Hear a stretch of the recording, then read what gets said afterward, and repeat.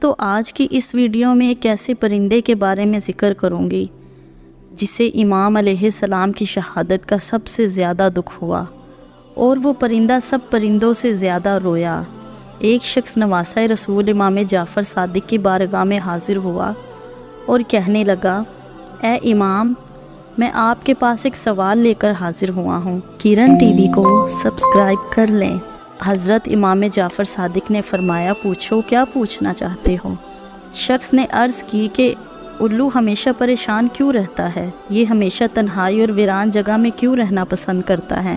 امام صاحب نے جواب دیا، الو ہمیشہ سے ایسا نہیں تھا، یہ پہلے ویران جگہوں میں نہیں رہتا تھا اور نہ ہی اداس رہتا تھا۔ یہ پرندہ تو آقا دو جہاں حضرت محمد صلی اللہ علیہ وآلہ وسلم اور ان کی آل سے محبت رکھنے والا پرندہ ہے۔ جب سے کربلا کا واقعہ پیش آیا ہے، تب سے ہی اس پرندے نے